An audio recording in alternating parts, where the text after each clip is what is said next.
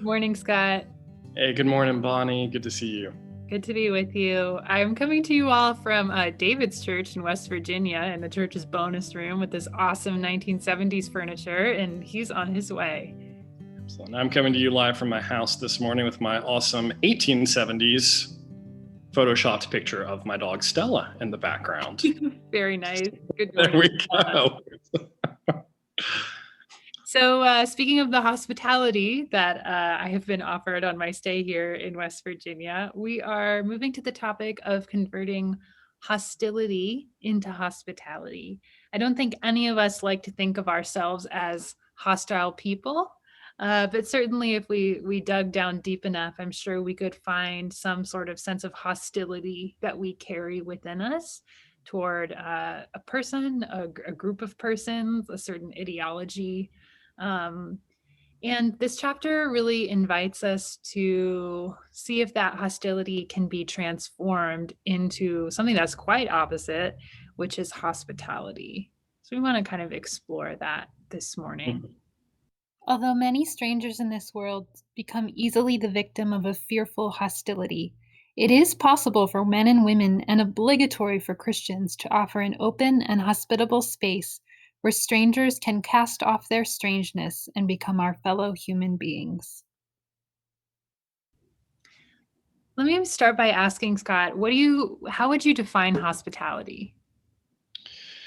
I'm going to take kind of a cop-out answer here and sort of say what Nowen talked about. Is Nowen really does a good job, and I hadn't thought about it this way before. Bonnie, you and I were joking earlier about how hospitality just always entails food. And if food isn't involved, then it's not hospitality. Believe it or not, Nowen creates a definition of hospitality in which food does not have to be present. I know, shocking. And he says it's the creation of a free space in which stranger can move to friend.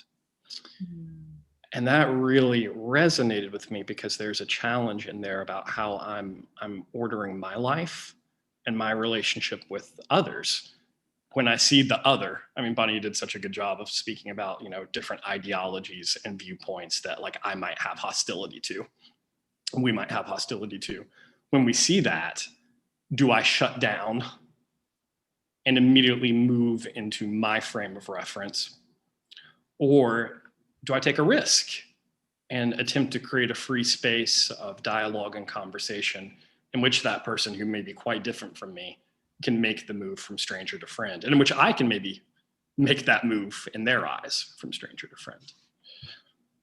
Yeah, it seems like that work requires a great deal of humility, to sort of have the humility to invite a stranger, maybe somebody who you know sees the world quite different than you, to become a true and genuine friend.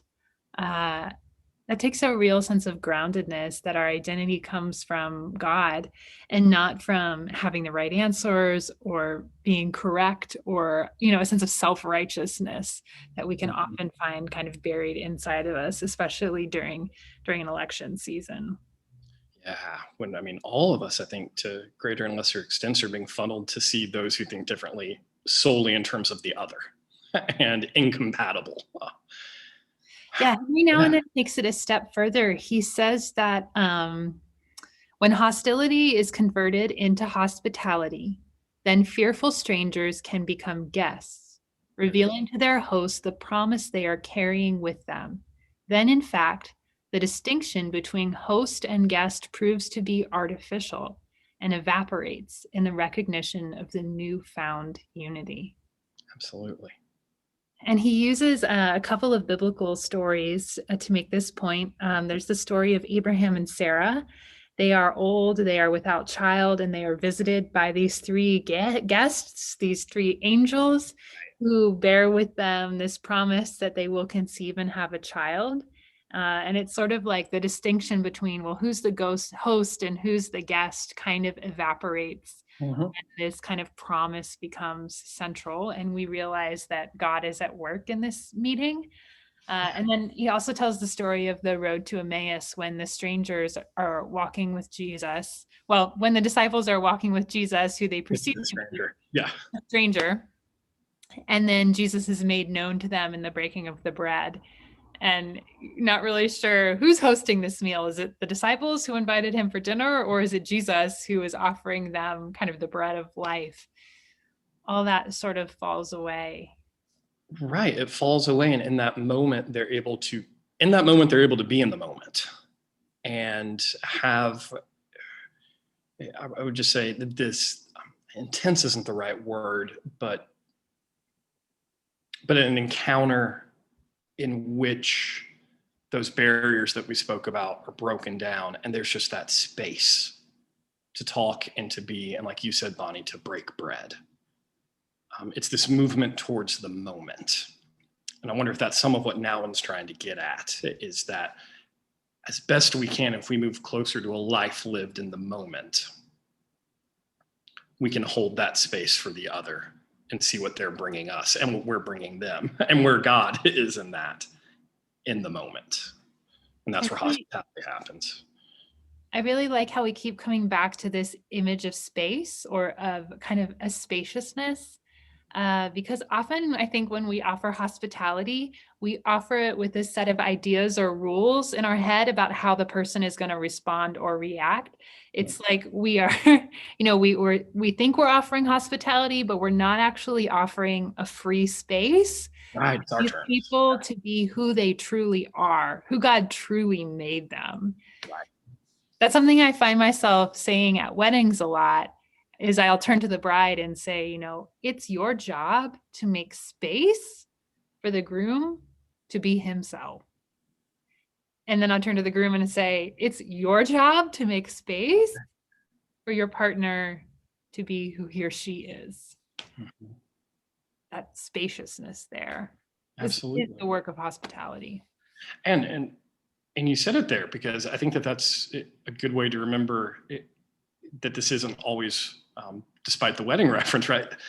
And some of the language we've used, this isn't always romantic. This is work. Hospitality takes some serious work to make it happen. And we have to be cognizant of that. Otherwise, it just might not happen. Yeah. So maybe this week it's worth considering our efforts at hospitality and what it would take for them to create this genuine free space. Maybe what do we need to let go of, and what do we need to trust that really truly in this space that we create and let go of our control over it, God is present. Yeah, well said, Bonnie. And may the Lord bless and keep you. May the Lord make his face to shine upon you and be gracious unto you. May the Lord lift up her countenance upon you and give you peace.